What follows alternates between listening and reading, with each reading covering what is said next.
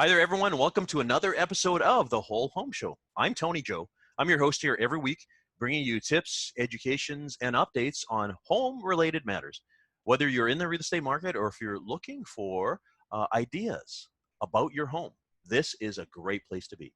Our show comes to you with the support of our show partners. Denise Webster, mortgage broker with Dominion Lending Center's Modern Mortgage Group. JP Sellers, insurance advisor at Westland Insurance. The Sitka Law Group for your real estate, wills and estates, corporate and personal injury needs, and Shoreline Inspections with Reese Jacob and Monica Gass. If you need help or direction in your real estate transaction, give any of the Whole Home Show team members a call.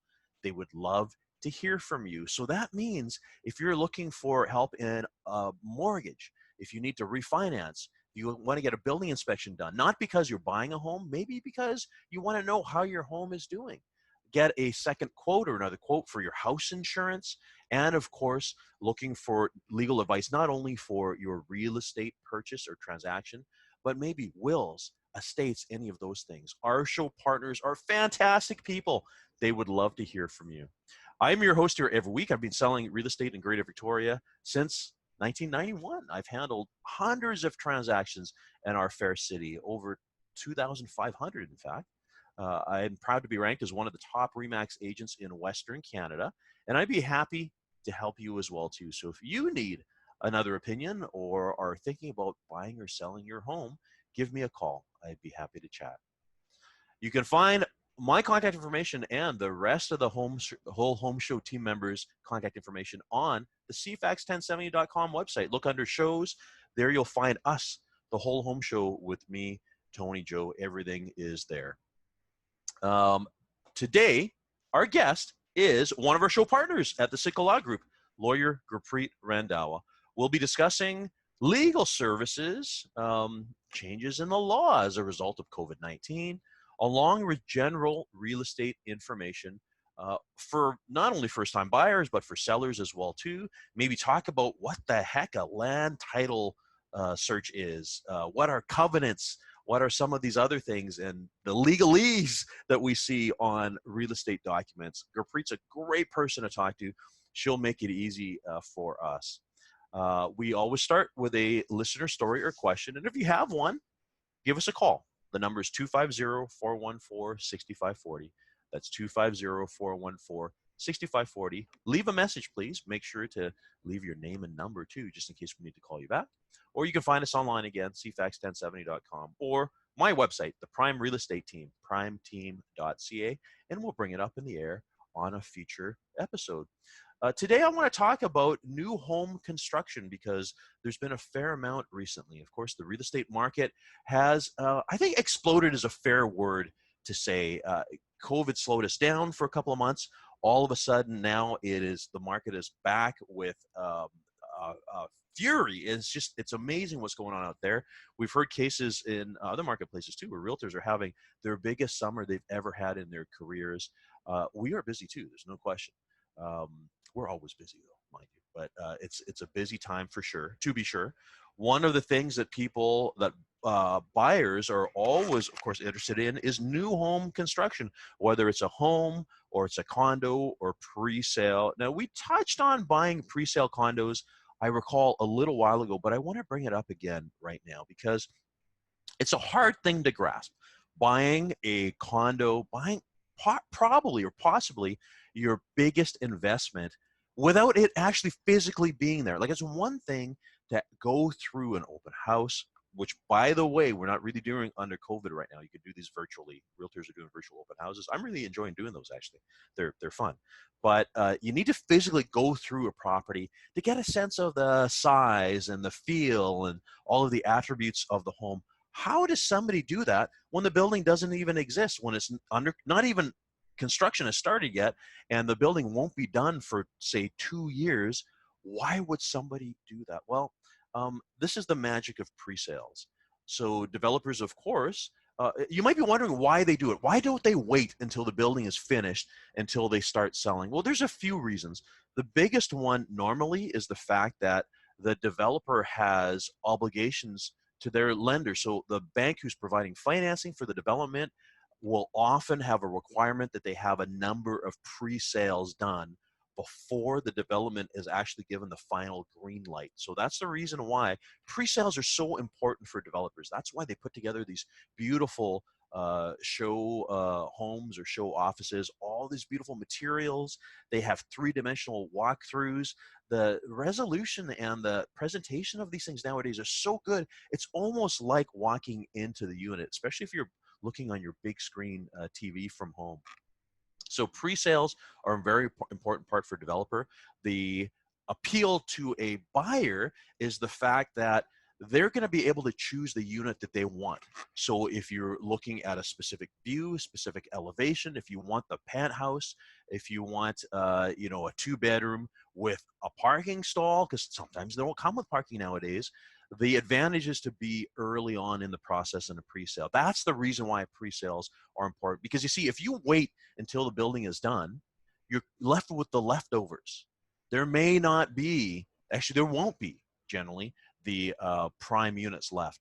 There's a lot of cases where these newer downtown buildings that don't have parking stalls for all of the units, they're left with only the bachelors or the studio units that have no parking. So if parking was important to you, you should really have gotten in early on at the ground, I was going to say ground level. That's a bad term to use when talking about condos.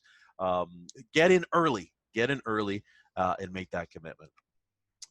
So what I do want to touch on really quick in the time I have left here right now is what are the controls in place, or the safeties in place when something is being built, most notably if you're buying a new house from a development, because I'm undergoing that right now. There's a couple of things that we as the real estate professionals will typically include in a contract of purchase and sale. And they have to do with the new home warranty program. We want to make sure that the home warranty is in place. We want to make sure that the occupancy certificate is delivered on time for the completion date. We want to make sure that the buyer has the opportunity to do a deficiency walkthrough with the developer before completion date. That is a requirement of home warranty, by the way. And other things that we talk about too are things like builders' lien holdbacks. There's often a concern, not often, but there can be a concern about trades not being paid. And what happens if, for instance, the electrician or the plumber do their work and the builder doesn't pay them? They might slap a lien on the title. We'll talk about titles later with the pre. But if they slap a lien on the title, does that mean that the new owner is going to have to deal with that? So that's a concern. So there are controls or mechanisms in place called lien holdbacks. This is something that you should be asking your real estate professional, most definitely your lawyer, about to ensure that these things are in place so that you're not going to inherit things like a builder's lien or things like that. So there's a lot to know about buying new. The nice thing is that the British Columbia Real Estate Association and the Real Estate Council of British Columbia have developed a number of standard clauses that have all been approved through the Law Society when it comes to pretty well all things, including new home construction purchases and things like that. Always handy having an agent who has a lot of experience in these things too. So you're going to want to make sure that you get a hold of a good, reputable agent that's been around for a long time, because they can navigate you through these hurdles and introduce you to the right legal professional as well too, like the one we're going to be speaking to after the break. Of course, Capri Randall is one of the partners, one of the principals at the Sitka Law Group. A great person to have on our program. She is a regular here. We have her on a regular basis. Always great having her. If you, by the way, have something you want to share with us, always give us a call, 250-414-6540. Or just find us, CFAX1070.com, or find me at the Prime Real Estate Team. And as a reminder, we podcast all of our episodes. If you're an iTunes listener or go on Google Play, you can listen to all of our episodes through the years. So many topics. You can actually search on the podcast, and all of the content is there to your heart's desire. Any question you have about real estate. We need to take a quick break here now. In a moment, we'll be joined by Capri Randall, Sitka Law Group Principal. Back in just a moment. Thanks for coming back. You're listening to The Whole Home Show, and I'm Tony Joe. Our guest today is one of our show partners, Sitka Law Group, and we have with us Capri Randall. Capri, great seeing you here, as always. Thanks, Tony. It's great to see you as well. This is the So, new norm. it is. Actually, we've done a lot of these Zoom, not only radio, but video meetings here for our listeners on CFAX. Of course, as a reminder to everyone again, if you'd like to see our episodes, you can visit us on YouTube or on Facebook. Just look up the Prime Real Estate Team. Our episodes are there. What's happening out there in the world of Victoria law, Gurpreet? What's happening? A lot's happening. I'm finding real estate slowed down for a bit in March. There was a lot of uncertainty as to what was going to happen with COVID, but things have picked right back up, which I wasn't expecting. Yes. It's come back rather furious too, right? Absolutely. Yeah, the stats came back. We talked about this, or I talked about this earlier. Stats came back in the month of July, and it is, I looked at the graph. So for the 30 years that the real estate board has been keeping records, so what is that, like 360 months, right? Mhm. July 2020 was in the top 10 Wow. in number of sales. Yeah, it's just surprising. And you just mentioned March, April was quiet. We had 250 sales Yeah. 1 month, which it was a low, but Yeah. now we're in the 900 and 50s. It's just remarkable, and It and is all of us remarkable. are seeing that. I mean, we're busy. You guys, of course, too. You end up taking care of things just as the transfer happened. But not only that, actually, this is a great way to start my conversation with you right now. Um, it's always a good thing for someone who's buying a property to have early conversations with their lawyer, right? Absolutely. That's a question I get quite often is when do I need to get you involved? And I say the earlier the better. While you're still conducting your due diligence, while the contract is still conditional. Yeah, because if they don't and they find something later, it's kind of too late, right? Exactly. As soon as you lift conditions, it's a firm and binding contract, which means I probably can't get you out. Yeah. Well, Yeah. one of the things, for instance, that I feel is very important because we do it whenever we have somebody who wants to buy a property. We send, for instance, the title to their Hmm. lawyer for a review. Now, when it comes to things like things registered on title, covenants, restrictions, Yeah. easements, Hmm. uh, all that, this is language that not only consumers don't understand because they don't see it on a daily basis, even the Hmm. real estate community. I mean, that's not our wheelhouse, right? Yeah. How do you guys keep on top of all this stuff? Because it's a different language. It's a Yeah. totally different language, right? Yeah, you're right. A law is generally a totally different language, and lawyers, for the most part, are trained in understanding it. So, a common condition that you'll add to a contract is lawyer's review of title. And so, if you add that, you can then send the title to your lawyer. So, your lawyer can review the covenants that are on there, the easements that are on there, the statutory rights that are on there, because those are going to stay on title. Hmm. And a buyer assumes the title subject to those charges. So Yeah. it is very important to know what they are. They may not be as relevant with condos, but with detached homes, you want to know where these rights of way are located, because if you do ever want to make improvements down the road, place a shed in your yard, you cannot obstruct these areas. So very, very important to know what they are and where they run. Well, I have a story that I could tell, and it involved clients who it was important for them to build an in-ground swimming pool. Mm-hmm. This was, oh my goodness, I'm going to say it was, for me, it was like 15 years ago, maybe even 20 years ago. And I had sold their home. They found a property. It was beautiful. It had the yard, looking out the back of the house. It was perfect. I think it was one of these situations, not necessarily a bidding war, but they had to act on it very quickly. Mm-hmm. And I remember they even said, maybe we don't need to have a title review. This is perfect. The swimming pool is going to be like right here or whatever. And they went to I had them send the title to the lawyer, and the lawyer found out that there was a pipe, some sort of easement. There was a water pipe that you would never expect to be there because it was like just a grassy field, but it was Yeah. a municipal thing, and they couldn't build Mm-hmm. their swimming pool, which was the primary reason why they were buying. Yeah. And the lawyer saved the day, Yeah, yeah, right? exactly. And that's common. That comes up quite a bit. So if it is very important for you to have full access to the property and to the land, very important to ensure that you review title. All right.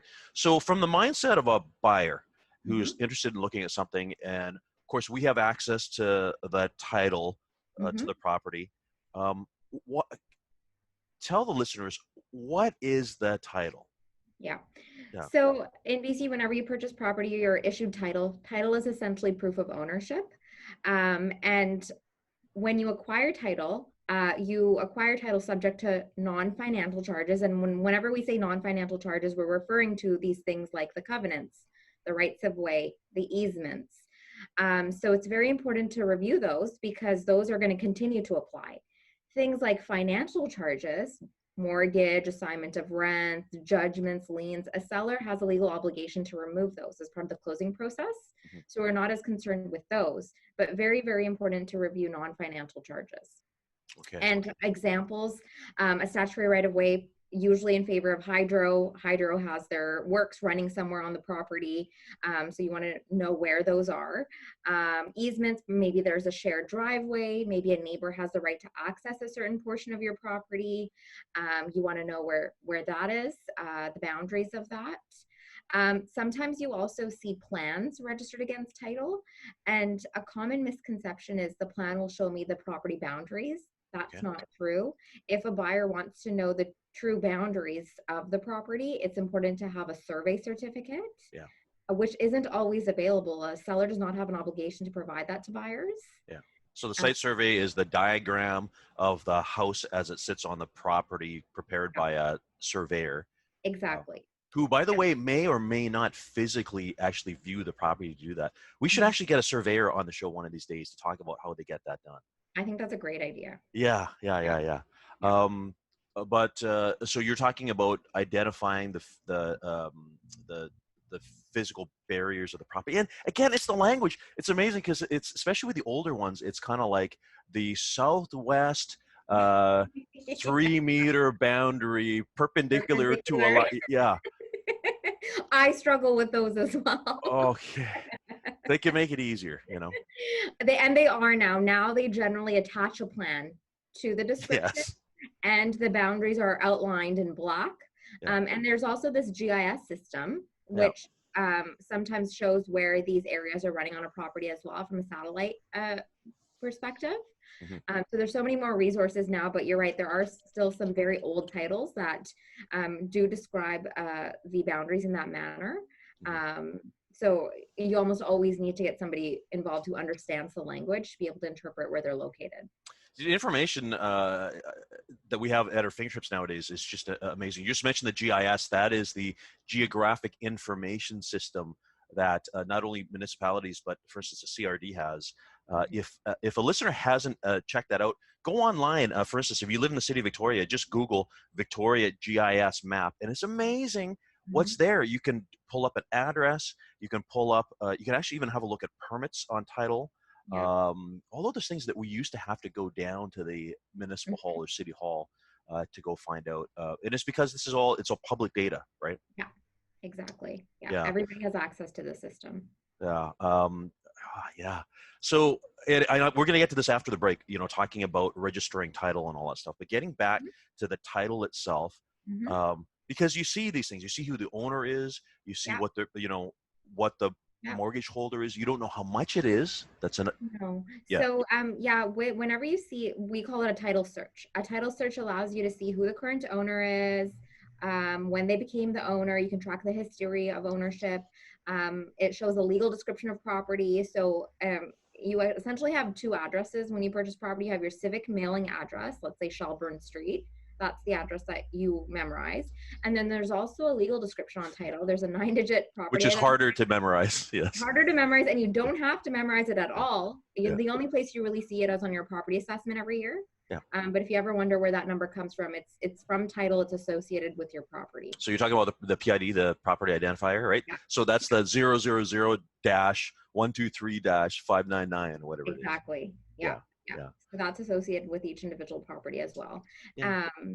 Hold on, Gurpreet. Actually, one of the things that's really important is the confirmation. I mean, one of the things you guys do is to confirm that it's the right address, because there have been cases where people have conveyed the wrong address, right? Yeah, exactly. And I think the confusion arises because on title, you'll see the owner's name, but the civic address you see below their name isn't always associated with a property. Yeah. So for example, if you own a rental property, you want your mailing address to appear below your name, not the address of the rental property. Yeah. So Or there's cases where that property owner has moved and yeah, they don't inform the land titles office, and that old address, and it's not relevant or pertinent to the property whose title you have pulled up, right? yeah, Yeah. yeah. So it is, and sometimes in contracts, a property has two PIDs or two property identifiers. Uh-huh. And sometimes that gets missed as part of the process. I had one situation where it was missed in a prior transaction. So to go back and track how it was missed. A mortgage holder obviously wants their mortgage to be on the entire property that is owned, both PIDs. Yeah. It's rare that something like that comes up, but I have seen that come up as well, where you don't just have one property identifier for a property, you have two. Mhm. Oftentimes it's a mystery. It's Yeah, like we do some sleuthing. I know you guys have to do deep detective work yeah, sometimes, yeah, because there's a lot at stake here. yeah, absolutely. Yeah, you're making Yeah. the biggest investment of your life. You want to make sure that you're acquiring the correct property. Yeah. Yeah, Now the title itself, though, when a buyer looks at it, um, there's actually, hold on a sec. There's so much more detail we have to get into, but we do need to take a break here, right? okay. So we'll Yeah. continue our conversation about the title searches in a moment. We have Capri Randall from the Sitka Law Group with us. We're going to take a quick break. Back in just a moment. Hi there, you're listening to another episode of The Whole Home Show. I'm Tony Joe. Our show is brought to you every week with the support of our show partners, Denise Webster, mortgage broker with Dominion Lending Center's Modern Mortgage Group, JP Sellez, insurance advisor at Westland Insurance, the Sitka Law Group for your real estate, wills and estates, corporate and personal injury needs, and Shoreline Inspections with Reese Jacob and Monica Gass. If you need help or direction in your real estate transaction, give any of the Whole Home Show team members a call. They would love to hear from you. As a reminder, you can find their contact information by visiting cfax1070.com. Look under shows. There you'll find us, The Whole Home Show with me, Tony Joe. All of their contact information is there, including my own, or you can reach out to me. I'd be happy to introduce you to our very knowledgeable group of specialists. I have with us today one of our show partners, Capri Randall. She's a partner at the Sitka Law Group, talking about lawyer and legal stuff. Capri, again, thanks for joining us. Thanks for having me. This is a real treat. I mean, for most listeners, for most people, they don't have access to somebody in the law profession. They're afraid to call. Mhm. I mean, hey, listen, legal advice is valuable. So lawyers rightly charge for Yeah. their advice, although our listeners get to get it sort of free from you when you're on our program here. Of course, we're not asking pointed questions, right? This Yeah. is all just an overview of the real estate transaction, but you're always such a great wealth of knowledge. Oh, It's great having you here. thanks, Tony. Yeah, we were talking about titles just before we took a break there, and I want to wrap up the whole conversation about land titles. So again, where we went to was for a buyer, it's important for them to know. You said it is so the document that confirms the ownership of the property and other physical or financial encumbrances on it, right? Exactly. How does a buyer know that it's correct? Like if a buyer was buying a property and was a little skeptical, could they be, well, is there maybe another mortgage on there? Is there could there be another? I heard there was an easement down the back. How come it's not reflected here on the title? Like what? How accurate is it? It's pretty accurate. I've never had a situation where something that should have been on title wasn't on title. I haven't come across that myself. And remember, with financial charges, lawyers deal with removing all those. So I actually have to pull title a couple times before I transfer ownership to a buyer, Yeah, right before the transfer and right after. because So things can happen leading up to that, right? exactly. And I'm Yeah, going to know if anything further was registered. yeah, And then the seller's lawyer is on an undertaking, meaning they must remove those financial charges. yeah. So with respect to financial charges, the mortgages, liens, judgments, lawyers will deal with removing those. Yeah, there is a clause in the standard contract of purchase and sale that does state that when the title is conveyed, it will be free and clear of all um, Financial. financial encumbrances, right? Yeah. I always also suggest that you attach a copy of the title to the contract Yeah. if you want to be certain no other covenants or easements are going to be registered. Yeah, for sure. So then you're That, protecting the title you're acquiring. Yeah, I think that's a policy of many real estate brokerages too. It is for ours as well. We need to have a copy of the title, which is initialed by all parties. Yes, I recommend Um, that as well. yeah, yeah. But you just brought up a really important point too, because sometimes that title search was pulled like 6 months ago when the listing was new, and Mhm. then the sale happens, but it doesn't transfer for another 3 months. So there could be like a span of time, and there can be a lot of things that could change, and that's why you guys check Yeah, the title up to the very end, right? exactly. Yeah. Yeah, yeah. And the what I mentioned a moment ago about a buyer wondering, is it accurate? I heard about an easement on the property. I would say that if that was true, then, for instance, if it was Hydro or Mhm.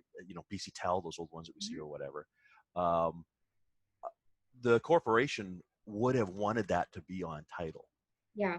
right? I've seen an instance actually where I had a client and it was not registered against their title. I believe it was TELUS, and TELUS actually had to give them some monetary compensation in Yeah, exchange for taking a right of way on the property. yeah. Yeah. Yeah, yeah. So I've heard of that too, and I think it's important for people to know that the utility companies have this access because there are lines that run across your property. Not necessarily surfacing you, but maybe surfacing your neighbor. And sometimes there need to be repairs. I think as a homeowner, if you have a problem with hydro, for instance, you're going to want hydro to be able to have access to your neighbor's property to fix a problem you're having, right? Absolutely. Yeah, yeah, interesting. Now, when it comes to transferring the title, so we're moving now, talking about a transaction itself Mhm. on closing day. So fast forward, sale has happened. Today is closing date. Let's just say, by the way, it's always on a business day, Yeah. right? Okay. Yeah. So when closing happens, what's the mechanics? So the people have already seen, because you've already prepared the documents a couple days in advance, Yeah. and your clients have seen you and signed the document, but on closing day, Mhm. how does that transfer get titled, like physically?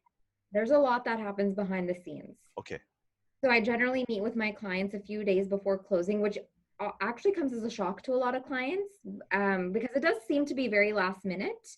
Um, but that's very common in real estate transactions. We actually don't start to receive documents from your lenders, from the real estate brokerages until a few weeks before closing. Yeah. And then we actually finalize everything for signing a few days before closing. Oh, thanks for bringing that up. Thanks for bringing it up, because we have clients every once in a while that say, I talked to my lawyer and he said that he hasn't gotten the documents from you yet. And we're like, but the sale isn't closing for 2 months. Yeah, They can't do anything, right? exactly. Yeah. Yeah, so it's very, very common for us to receive documents just a few weeks before closing. Yes. And then meeting with your lawyer a few days before closing, also very, very common. I typically only meet with clients a week or two before closing if a client has travel plans and we have to make it work, but it's rare. So it's usually a few days before closing. We review all the closing documents. So with a buyer, we review the title again. We review mortgage instructions and mortgage documents, a statement of adjustments, sign everything. And then on the day of closing, there's several steps that occur actually. So it can get very complicated. We lawyers typically deal with the real estate transaction on undertakings. And that's essentially a legal obligation to fulfill certain requirements. So, for example, a seller doesn't want to transfer title until their lawyer has money. Yeah. However, a buyer who's obtaining mortgage financing, the lender's not going to send the buyer's lawyer money until title's transferred. Oh, it's a catch 22. Exactly. Okay. So the Canadian Bar Associations come up with undertakings to allow all this to happen. Uh-huh. So for example, as a buyer's lawyer, I agree that I'm going to accept these transfer documents from a seller's lawyer, but I will not register until I know I'm going to get mortgage financing. I know that my buyer satisfied all conditions for funding, and the lenders told me, yep, we're good to fund, and I have my client's down payment, Uh-huh. the excess amount required to complete. When I'm satisfied that I've fulfilled those two requirements, I can register the transfer, register the mortgage, and then send funds to the seller's lawyer. Uh-huh. So I'll often have clients, don't send my transfer documents until we have money. But unfortunately, these are the steps that take place, and undertakings protect all parties. Yeah. Actually, again, this is something that's pre-written in the standard contract of purchase and sale in a couple of clauses there. But the catch-22 exists. Again, for our listeners, if you're a seller and you're selling, you don't want to give your title until you get the money, right? But if you're a buyer, you don't want to give your money until you get the title. And Capri just explained that perfectly under this whole undertaking thing. Yeah, exactly. So there is a process in place. Parties don't need to worry. Lawyers are on undertakings. Lawyers must satisfy undertakings, and we can be reported to the Law Society and potentially penalized if we fail to fulfill our undertakings. Yeah, and that is really, really serious stuff, right? Very serious. Yeah. Okay. We're talking with Capri Randall. She's a partner at the Sitka Law Group. We need to take another break, Capri, but when people need to reach you, what's the best way to do that? Best way is by phone, 778-265-2677, or email. And all of our lawyers' email addresses are located on our website. Yeah, sitkalaw.ca, right? sitkalaw.ca, exactly. And of course, the listeners can find your contact information always on our page on the CFAX 1070 website. Just look under shows, the Whole Home Show. We're there. And by the way, if you're a podcast listener, we do podcast all of our episodes on iTunes or Google Play. We're at episode 170 already. Yeah, we've been around for a while. Lots of great stuff. Lots of great stuff. Listen, we need to take one more break. Back in just a moment. Thanks for coming back. You're listening to the Whole Home Show. We're having a conversation today with lawyer Gurpreet Randhawa. She's at the Sitka Law Group, one of our show partners. And it's always great having you on, Gurpreet. We're talking just now about titles and registration and what happens on closing date. Like you said, there's a lot of wheels in motion, right? There's a lot of steps. There's a lot of steps that clients often aren't aware of. They're what we just talked about, what happens on the closing day, but even leading up to it. As a buyer, your lawyer has to wait for mortgage instructions. We have to obtain insurance binders to confirm that properties are insured. We have to obtain title insurance if your lender requires it. So there's a lot of steps that have to take place in order to lead up to and be able to complete on the closing date. So it's very, very important to give your lawyer notice that you have a transaction that's going to complete. We ask for a couple days. Yeah. So we have enough time to pull it all together, but I have had clients that have told me a day or two in advance of closing, and we have made it work, but it's not ideal. Yeah, I actually, my quickest in 30 years was a mobile home transaction, and it happened in a day. But you know what? I kind of consider that more like a car registration, Yeah. right? Yeah. But actually, great thing to bring up though, timeline wise, because you had mentioned before that you don't get the mortgage instructions and stuff for days in advance. So really, at a minimum, a transaction needs a good full week or maybe even 2 weeks to be able to properly close, right? We generally ask for 5 days, but as I said, I've had instances where clients had difficulty getting a mortgage, and sometimes I don't get mortgage instructions till a day or two before closing. There's always a risk in those situations that a transaction may not complete in time. We'll do our best to complete, but as I said, we have to order insurance binders, title insurance. So there's a lot of steps that have to occur and take place in order to bring this together. So we ask for 5 days if possible. We're able to complete sooner if necessary, but not ideal. Yeah. I wish I could articulate to listeners how much activity actually happens, because we're part of that picture too, because oftentimes your conveyancers, your office will contact us looking for things and asking questions. And there's a lot of moving pieces. It's the reason why we're here. Every once in a while, people say to us, do we need a lawyer or notary? Can I do that myself? And I have to tell you, this is a shout out to you guys in your profession here. The cost of conveyancing a real estate transfer in my 30 years has not actually changed. Like, for the amount of work that you guys do, it's actually really inexpensive. Yeah. We generally, for real estate transactions, charge a flat fee. So there's a lot, so the clients know exactly what they're paying up front. And actually, if I can, I want to take a moment to talk about fees as well. Okay. Because it's very, very common for buyers and sellers to call around to ask for quotes. Yeah. Very common, and I always recommend that whenever you all are calling around to ask for quotes, you ask for fees, taxes, and disbursements. Ah, So disbursements on any real estate transaction are essentially a lawyer or notary's out-of-pocket expenses. uh-huh. So anytime Things like the title search, because you pay for the title search, right? we have to pay for title searches, we have to pay land title registration fees to Yeah, transfer, title, and register a mortgage. yeah, And every business quotes a little bit differently, but I always, and the way that I quote is to essentially include fees, taxes, and disbursements, yeah, so clients know exactly what to expect. yeah. If I can make a recommendation to our listeners, when you are trying to find a solicitor to do your real estate conveyance, I get that because I've heard that too of people calling around, price shopping. Yeah, Right? It's like going to Best Buy and, price shopping for an electronic or something. Don't do that. The best way to do it is to get a recommendation or an introduction from a friend or family member or your real estate agent or your mortgage broker or whoever, somebody who is a known source. Because, there's an old saying, sometimes you get what you pay for. yeah, exactly. Yeah. Yeah. So it is, I recommend that as well. Clients will often ask, should I use a lawyer? Should I use a notary? Both can process real estate transactions. In my opinion, it really does come down to fit. Yeah. So work with somebody who you feel is going to be a good fit, who is knowledgeable, Yeah. because prices are generally comparable. Yeah, people aren't going to find that there's a doubling of costs or anything. It's all within the same realm. And how do you choose the difference between $100 or something, right? You really got to make sure that fit is so important, and in all things, this is a big deal, just like you said a moment ago, right? Yeah, absolutely. This is, again, the biggest purchase you're going to make in your life. So Yep. you really want to work with somebody you're comfortable with, somebody who you feel is going to be able to walk you through the process and take their time with you. Yeah, because the other thing too is with the real estate transaction is often the start of some other steps, which the lawyer might want to get involved in, including things like creating a will Yeah. between people, right? So if you get that right fit and you feel like Gurpreet's the right person, then you can ask her to do all that stuff, the estate planning and all that, right? Yeah, exactly. And we do have quite a few conversations when talking about real estate.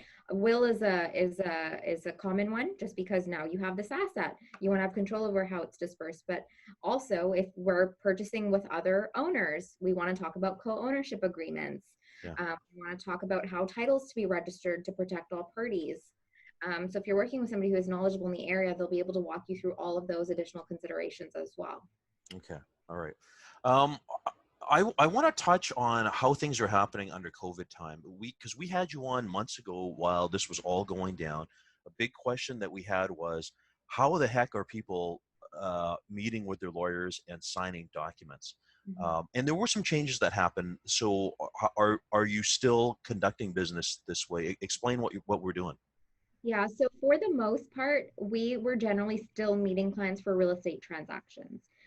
So a lawyer essentially has an obligation to satisfy themselves that their client is who they say they are. So there's the ID verification requirement. Hmm. And then there's also the signing of real estate documents. And typically, real estate documents need to be signed in the presence of a lawyer or notary, the physical presence of a lawyer Yeah, or notary. that's the point of the witness, right? Exactly. Yeah. And so clients will say, well, I docu-signed my contract. And I still don't understand why we can docu-sign contracts, but you still have to meet with me in person to sign. But unfortunately, yes, you still do need to meet with your lawyer or notary.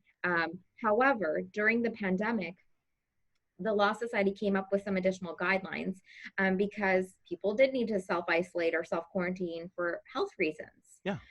So there are some additional guidelines for signing documents by video conference Oh. if the client is not able to be present before us due to the pandemic. So they're in self-isolation or self-quarantine. Okay. So we still have an obligation to satisfy ourselves of the client's identity, and we can only satisfy ourselves of the client's identity by video if the client's in Canada. Okay. And then if we're comfortable with that, we can essentially meet with our client to sign via video. So I can essentially be in your electronic presence. Oh. You still have to physically print the documents, and I do have to physically watch you sign them. It Yeah. can be signed by DocuSign. But if you're not able to come see me due to the pandemic, we can actually sign by video. So for instance, for anyone who's watching our video right now, so it would be like getting a piece of paper and having me sign it and you watching the Yeah, signature, right? exactly. Yeah. Okay. So I ask you a few questions like, are you comfortable signing in this manner? Yeah. Is there anybody else in the room with you? I've already verified your identity. And then we actually have to have the same piece of paper in front of us. Yeah. So if you're signing your mortgage, I have to have the mortgage, you have to have the mortgage, and I need to watch you sign it. Okay. Now, how are we handling transfer of money now then? Because oftentimes people would bring, well, in the old days anyways, they bring a check in, right, or bank draft or whatever. How is that happening now? So we generally, in those circumstances, will coordinate the transfer of funds with the client's banker. So our office has trust accounts at most institutions. So for example, you have your money's coming from RBC. You can send me your banker's contact information and I can coordinate the transfer with them. Oh, so yeah, and we're not just talking about the mortgage here. We're talking about the balance of my down payment, for instance. Exactly. The mortgage funds will come directly from the lender, but your Yeah. down payment, you Yeah. typically bring in a bank draft. That's the preferred method. Okay. But if that's not possible, then we can coordinate a direct transfer. Yeah. With a client's banker. Oh, the joys of electronic transferring nowadays. Huh? Yeah, it's becoming very easy. Yeah. Okay, let's talk about a seller though. So when a seller sells, for instance, a revenue property, and of course today's the closing date. It's a big deal. Oh my goodness, when do I get my money? Is always their question, right? Absolutely. So how are you handling that? Right, because it's not like they can run down and pick up a check necessarily, right? Most clients actually don't come down to pick up a check. Most clients will give me their account information and I'll send a courier to deposit the funds into your account. Okay. With COVID, unfortunately, banking hours changed dramatically and a lot of branches closed. So as we did see sometimes a 2-day delay, but you don't see a lawyer holding your funds for weeks. So as a seller, you'll typically see the funds in your account the day of closing or the following business day. So is that something that can't be done electronically? Like, could I give you my account number and could you just throw that money in my account electronically? No, unfortunately, the Law Society does not permit to do that, and especially that amount. So we do need to go to the bank to deposit the funds into a client's account. Okay, you know what? I just learned something because I mean, I was just under this impression that, oh, you can just like immediately go through, because we had a case a couple of weeks ago where the exact same situation. Our client is up in Nanaimo, closing here in town here, relying on, not relying on the funds, but she just wanted to get it done. And she knew that the transfer happened. We got registration. We know that everything was done. And she's like, where's my money? Right. And then found out that it was a courier situation. I'm like, wow, that seems kind of old school. Yeah. And even between law firms, lawyers don't direct deposit to each other's accounts. We send our trust check by courier to the other law firm's bank and physically deposit. So with these transactions, the legal obligation is to deposit to a lawyer's trust account by 5 o'clock on the closing date. And a lot of sellers aren't aware of that. They think it has to come to my account, otherwise they're in breach. No, it has to be deposited to your lawyer's trust account by 5 o'clock on the closing date. And if it's earlier in the day, your lawyer will have enough time to send a courier to deposit to your account. However, if it's later in the day, you might not see the funds in your account till the following business day. Okay. So the finish line is the funds in the lawyer's office by 5 o'clock on business day. And, maybe it wasn't clearly explained enough that it could take a day or two, but it's done, right? Yeah. And you're right, it is very important for a lawyer to communicate that to clients, to manage those expectations, because a lot of sellers don't know. Yeah, for sure. Oh, Capri, great having you on as always. I always learn something, you see, and that's the reason why we do this, and I hope our listeners did too. Again, if people need to reach you at the Sitka Law Group, best way to do that? Phone 778-265-2677 or email through our website, sitkalaw.ca. Yeah, and you guys have lots of great resources on the website as well too. And people see your I was behind a bus a little while ago and I saw the Sitka Law Group sign there. We're really in your face. Yeah, you guys do a great job. Thanks for coming. Thanks for, of course, being part of our program and our show. Always great having you here. Thanks, Tony. Thank you so much for having me. It's always a pleasure to be on the show. Yeah, and to the rest of our listeners, we'll be here for you this time next week.